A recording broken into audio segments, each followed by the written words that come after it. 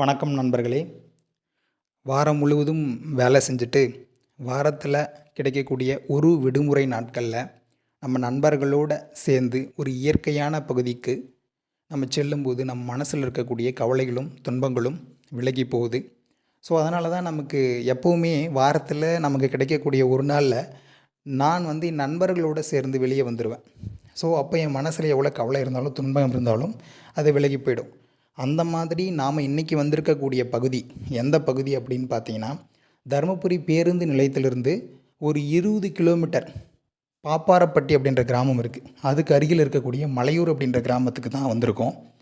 இந்த மலையூர் அப்படின்ற கிராமம் பார்த்திங்கன்னா, மலை முழுவதுமே பார்த்திங்கன்னா ஒரு இயற்கை எழில் சூழ்ந்து ரொம்ப பசுமையாக இருக்கக்கூடிய ஒரு பகுதி. இந்த மலை மேலே மக்கள் வாழ்ந்துட்டுருக்காங்க. அதாவது மலை மேலே மக்கள் வாழ்ந்துட்டுருக்காங்க. இது ஒரு கிராமமே மேலே இருக்கிறதுனால தான் இங்கே மலையூர்னு அப்படின்னு ஒரு பேரே வந்தது. இந்த மலையூரில் என்ன ஸ்பெஷல் அப்படின்னு பார்த்தீங்கன்னா, அந்த மலையூரில் பார்த்தீங்கன்னா 3 கோயில் இருக்குது. பழங்கால கோயில் இருக்குது. ஒன்று பார்த்தீங்கன்னா பெருமாள் கோயில், 2வது அனுமன் கோயில், 3வது முனியப்பன் கோயில். இருக்கிற பகுதியெல்லாம் பார்த்தீங்கன்னா ரொம்ப பசுமையாக எழில் சூழ்ந்து இருக்குது பாருங்கள். இந்த பகுதியில் நம்ம பயணிக்கும் போதே நமக்கு ரொம்ப மைண்ட் ரிலாக்ஸாக பீஸ்ஃபுல்லாக ஃபீல் ஆகுது.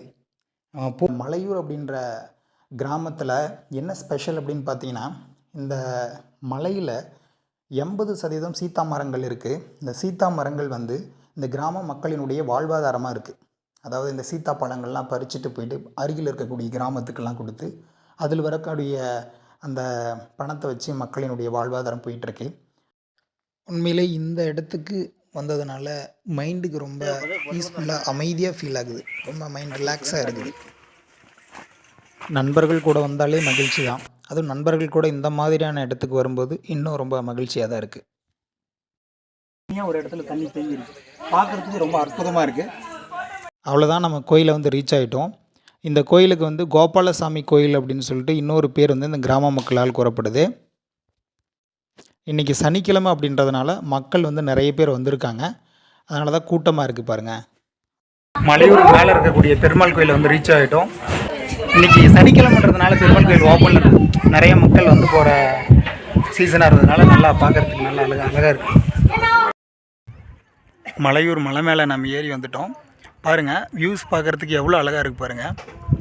மேலே வரும்போது வர வர ரொம்ப குளிர்ச்சியாக நல்லா பசுமையாக இருக்குது. டோட்டல் தருமபுரி சிட்டியே நல்லா தெரியுது பாருங்கள். நல்லா பசுமையாக இருக்குது. நம்ம லோகண்ணா வந்திருக்காரு. எப்போவுமே கூப்பிட்டா வரமாட்டார். இன்றைக்கி மலையூருக்கு போகிறேன்னு சொன்ன உடனே மகிழ்ச்சியாக கிளம்பி வந்துட்டார். வர வழியில் கொஞ்சம் நல்லா புத்துணர்ச்சியாக நம்ம கூட 4 நண்பர்கள் கிளம்பி வந்தாங்க பாருங்கள். மேலே ரொம்ப சன்லைட் கொஞ்சம் அதிகமாக இருந்தாலும் நல்லா குளிர்ச்சியாக பார்க்குறதுக்கு நல்லா அருமையாக தான் இருக்குது. அப்படி பாருங்கள், வாவ், செமையாக இருக்குது. நீங்களும் ஃப்ரீயாக இருந்தால் ட்ரை பண்ணி பாருங்கள். வரக்கூடிய பகுதி எல்லாமே நமக்கு ஃபுல்லாகவே நமக்கு ரோடாகவே இருக்குது. நமக்கு பாதை எல்லாமே ரொம்ப அருமையாக இருக்குது. உங்களுக்கு எந்த பிரச்சனையும் இருக்காது பார்க்குறதுக்கு. பாருங்கள், நம்ம கோபாலசாமி எவ்வளோ அழகாக இருக்கார் பாருங்கள். இந்த இடத்துலேருந்து பார்த்தா கூட வியூஸ் ரொம்ப அழகாக தெரியுது. வில்லேஜஸ்லாம் நம்ம கிளம்புனதே ரொம்ப லேட்டாக தான் கிளம்புனோம். ஸோ அதனால் பார்த்திங்கன்னா இன்றைக்கி இந்த கோபாலசாமி பெருமாள் கோயிலை மட்டும்தான் பார்க்க முடிஞ்சது. இன்னும் நம்ம அனுமன் கோயில், முனியப்பன் கோயிலை பார்க்க முடியல. அது இன்னொரு நாளைக்கு நம்ம நான் அடுத்த வீடியோவில் அந்த கோயிலெல்லாம் உங்களுக்கு சுற்றி காட்டுறேன்.